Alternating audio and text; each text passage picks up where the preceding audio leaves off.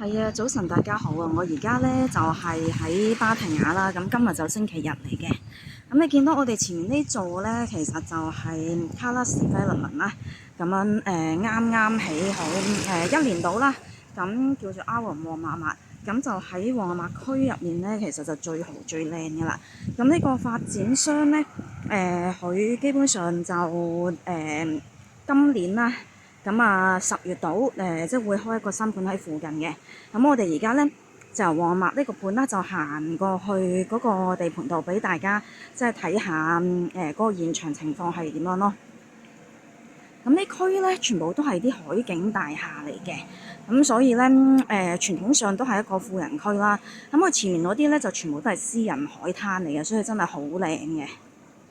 咁大家可以即係沿路睇一睇啊。咁其實都係幾舒服㗎呢一區，我覺得。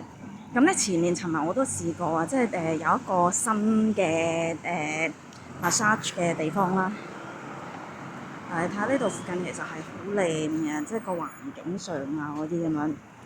咁啊有啲嘢食下啦。咁我哋而家就可以行過去睇一睇。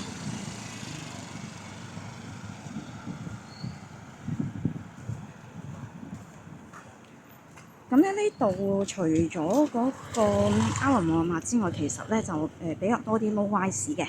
咁同埋咧就一般會係一啲即係私人嘅地方會多少少啦。咁你見到呢啲8層高嘅，咁我哋行前少少就已經有 Tops。呢度其實生活配套就好足嘅。咁咧去翻市中心 Terminal 21嗰度啦。咁其實講緊車程都係3分鐘到，係啦。咁但係咧我自己就行過嘅，行咧就唔會行噶啦，就20分鐘咁樣。咁就呢度又有好多啲酒店啊嗰啲咁樣喺附近。你見到啦，呢啲咧如果過去嘅時候咧，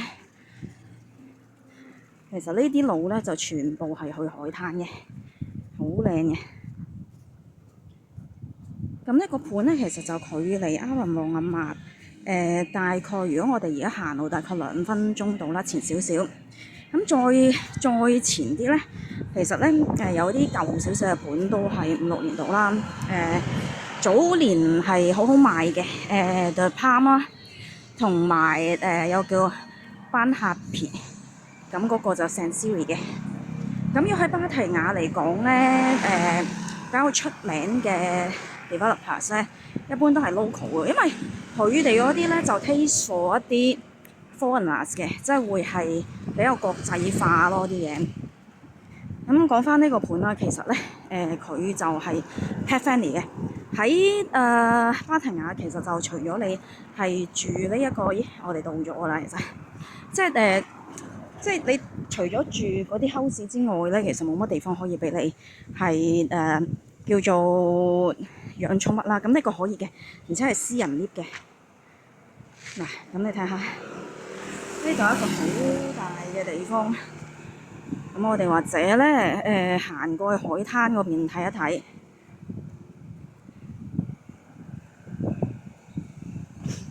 咁佢隔離左右咧就會係一啲比較舊少少嘅大廈嚟嘅，所以如果呢度開咗咧，即係相信隔離啲鄰居咧好多都會搬過嚟。嗱，咁你見到啦，佢呢度咧其實咧棟嘢就好靚嘅，即係如果起咗之後都係個 landmark 嚟嘅，而且咧佢咧又係私人海灘邊。咁我哋行去前面海灘望一望。嗱，呢條路都好舒服啦，行過去。咁但係地盤咧就暫時未有嘢睇啦。咁啊，始終係圍住晒啦咁樣。咁預計咧，其實就係5年到完工啦。呢一個即係而家今年係26年，大概就係31年到，咁就會完工嘅。咁咧，佢呢個項目嘅特點咧就係第一，除咗豪華之外咧，其實佢就有3間 villa。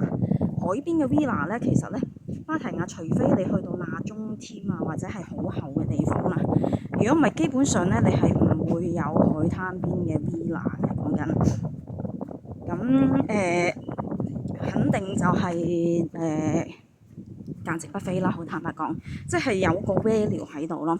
咁佢其實咧發展商就會係將佢即係當份額咁樣賣嘅，即係如果外國人買啦，咁其實就當中佔即係一個份額咁樣啦。咁呢啲咁嘅形式咧，其實都好少有㗎。即係好多發展商都唔會做，可能就獨立即係開間公司咁樣去持有嘅，但係佢就唔使嘅，咁就當普通 condo 咁樣買嘅。咁呢個地盤啦，暫時未動工啦，我哋見到。因為咧早前咧我哋就影咗同系列嘅 Aram 中添啦。咁中添個盤咧，其實咧3年前介紹，今次過嚟已經起好晒啦。咁亦都有片相俾大家睇嘅。其實咧佢同個 showroom 係真係冇乜分別嘅，所以係呢個發展商啲嘢咧係完全係即係同佢構思啊嗰啲基本上係90% 以上相似咯，即係甚至比佢更加好。所以即係所以喺本地係比較一個出名嘅發展商啦。咁我而家咧即係Aram 系列之前就3間 joint venture 啦，咁而家變咗2間就改咗名叫 Crawford。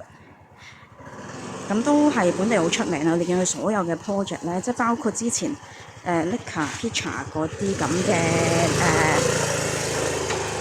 housing啦，咁佢都有做嘅。咁我哋而家基本上都行到嚟海灘㗎啦，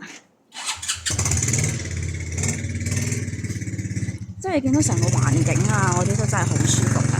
同埋呢個其實係一個係私人海灘嚟嘅咯，你通常係住喺側邊嗰啲人咧先至會過嚟嘅。咁附近啦，咁就即係都有好多知名酒店啦。好，今日天氣亦都唔錯。